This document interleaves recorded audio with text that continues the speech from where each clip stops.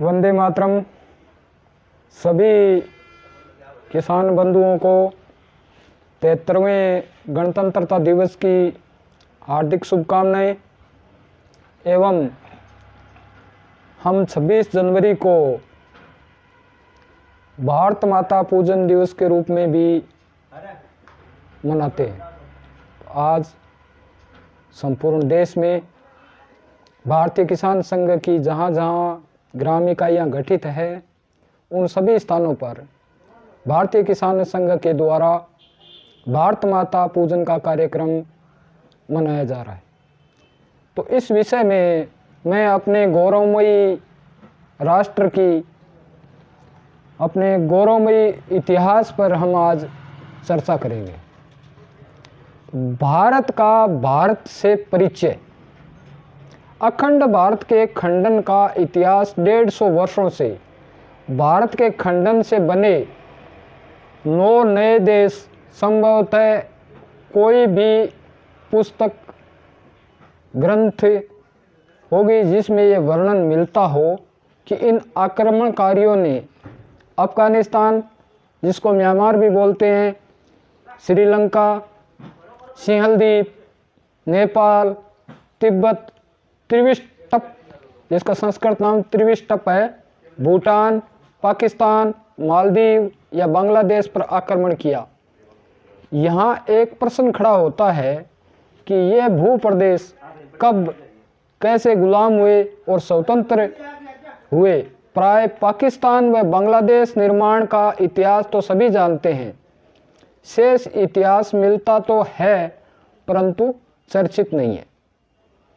सन 1947 में भारत का पिछले 2500 वर्षों में 24वां विभाजन हुआ था।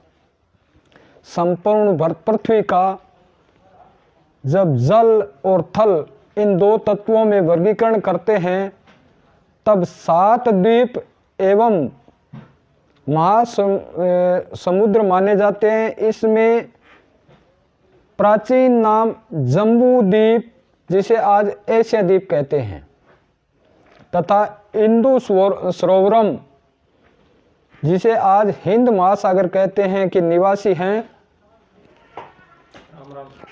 इस जम्बू द्वीप एशिया के लगभग मध्य में हिमालय पर्वत स्थित है। हिमालय पर्वत में विश्व की सर्वाधिक ऊंची चोटी सागरमाथा गौरीशंकर है, जिसे 1835 में अंग्रेज शासकों ने एवरेस्ट नाम देकर इसकी प्राचीनता व पहचान को बदलने का कूटनीतिक प्रयास रचा।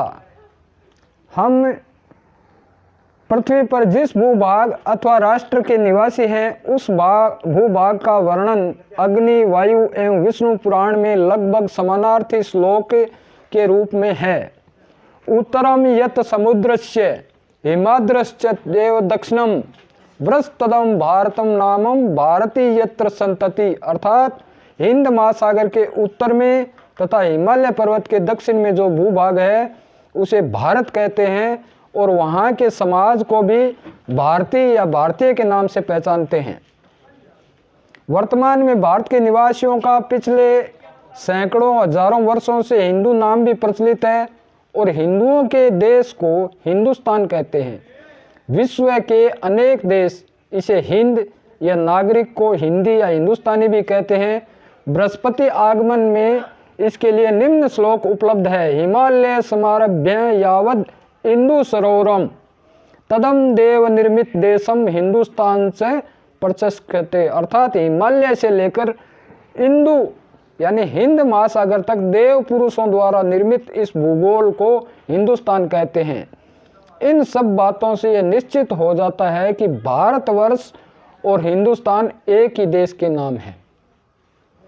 जब हम अपने देश राष्ट्र का विचार करते हैं तब समाज में प्रचलित एक परंपरा रही है जिसमें किसी भी शुभ कार्य एवं संकल्प करवाते हैं तो संकल्प समय में महत्वपूर्ण संकेत करता है। संकल्प में काल की गणना भूखंड का विस्तृत वर्णन करते हुए संकल्पकर्ता कौन है इसकी पहचान अंकित करने वाले की परंपरा है।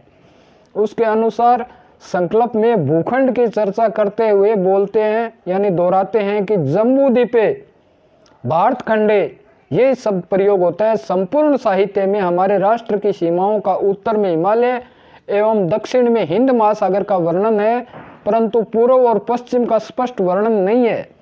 परंतु जब श्लोकों की गहराई में जाएं और भूगोल की पुस्तकों अर्थात एटलस का अध्ययन करें, तभी ध्यान में आता है कि श्लोक में पूर्व एवं पश्चिम दिशा का वर्णन है, जबकि विश्व पृथ्वी का मानचित्र आंखों के सामने आता है तो पूरी तरह से स्पष्ट हो जाता है कि विश्व के भूगोल ग्रंथ के अनुसार हिमालय के मध्य स्थित कैलाश मानसरोवर से पूर्व की ओर जाएं तो वर्तमान का इंडोनेशिया और पश्चिम की ओर जाएं तो वर्तमान में ईरान देश अर्थात आर्यन प्रदेश हिमालय के अंतिम छोर पर स्थित है। हिमालय 5000 पर्वत श्रृंखलाओं तथा 6000 नदियों को अपने में समेटे हुए हैं।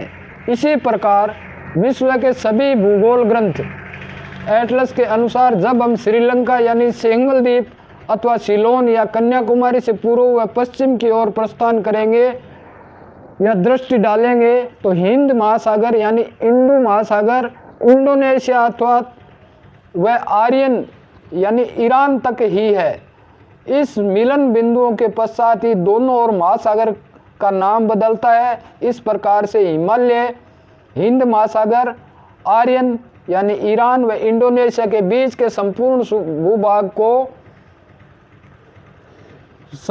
भूभाग को आर्यावर्त अथवा भारत अथवा हिंदुस्तान कहा जाता है। प्राचीन भारत की चर्चा अभी तक की है, परंतु वर्तमान से 3000 वर्ष पूर्व तक के भारत की चर्चा करते हैं तो यह ध्यान में आता है कि पिछले 2500 वर्षों में जो भी आक्रांता यूनानी, रोमन, ग्रीक, यवन, हूण, शक, कुषाण, सीरियन, पुर्तगाली, फ्रेंच, डच, अरब, तुर्की, तातार, मुगल, अंग्रेज आदि आए, इन सब का विश्व के सभी इतिहासकारों ने वर्णन किया, परंतु सभी पुस्तकों से यह प्राप्त होता है कि आक्रांताओं ने भारतवर्ष व हिंदुस्तान पर आक्रमण किया। संभवतः कोई ही ऐसी पुस्तक होगी जिसमें यह वर्णन मिलता है कि इन आक्रमणकारियों ने अफगानिस्तान, श्रीलंका, नेपाल, भूटान, पाकिस्तान, मालदीव या बांग्लादेश पर आक्रमण किया। यहाँ एक प्रश्न खड़ा होता है कि यह भूप्रदेश कब कैसे गुलाम हुए और स्वतंत्र हुए। प्राय पाकिस्तान और बांग्लादेश के निर्माण का इतिहास तो हम सभी जानते हैं, शेष इतिहास तो है परंतु चर्चित नहीं है। सन 1947 में विशाल भारतवर्ष का पिछले 2500 वर्षों में 24वां विभाजन है। अंग्रेज का 350 वर्ष पूर्व लगभग ईस्ट इंडिया कंपनी के रूप में व्यापारी बनकर भारत आना, फिर धीरे धीरे शासक बनना और उसके पश्चात सन 1857 से 1947 तक उनके द्वारा किया गया भारत का 7वां विभाजन है। आगे लेखों में 7वां विभाजन कब और क्यों किए गए इसका संक्षिप्त विवरण है। सन 1857 में भारत का क्षेत्रफल 83 लाख वर्ग किलोमीटर था।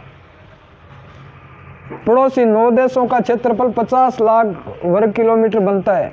भारतीयों द्वारा सन 1857 में अंग्रेज के विरुद्ध लड़े गए स्वतंत्रता संग्राम, जिसे अंग्रेज ने गदर या बगावत कहा, पूर्व एवं पश्चिम परिदृश्य पर नज़र दौड़ाएंगे तो ध्यान में आएगा कि सन 1800 अथवा उससे पूर्व के विश्व के देशों की सूची में वर्तमान भारत के चारों ओर आज देश माने जाते हैं, उस समय वो देश नहीं थे।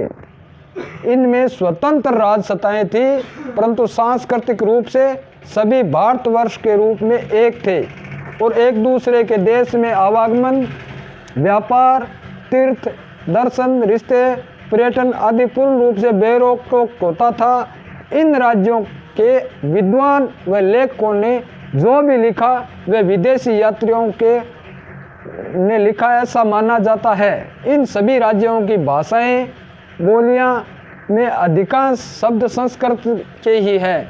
मान्यताएं, परंपराएं भी समान है। खान पान, भाषा, बोली, वेशभूषा, संगीत, नृत्य, पूजा पाठ, पंथ, संप्रदाय, विविधताएं होते हुए भी एकता के दर्शन होते हैं। और जैसे जैसे इन कुछ राज्यों में भारत द्वारा यानी विदेशी पंथ, मजहब, रिलीजन आए, अनेक संकट व संभ्रांत निर्माण करने वाले प्रयास हुए।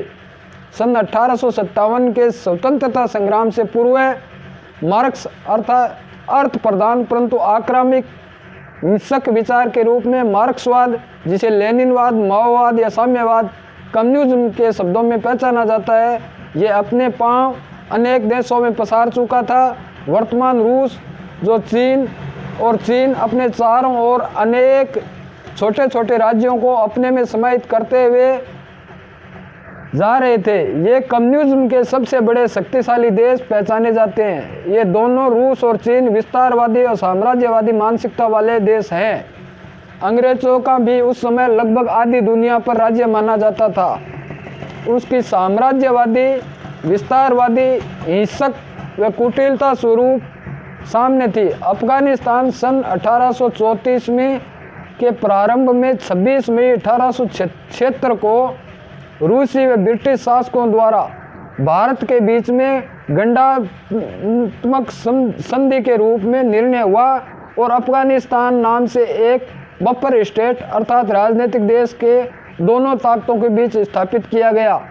इसे अफगानिस्तान अर्थात पठान भारतीय स्वतंत्रता संग्राम से अलग हो गए और हमारी शक्ति को कम करने का प्रयास किया, परंतु इन दोनों पूंजीवादी व मार्क्सवादी ताकतों में अंदरूनी संघर्ष सदैव बना रहा। तो अफगानिस्तान पर नियंत्रण किसका हो?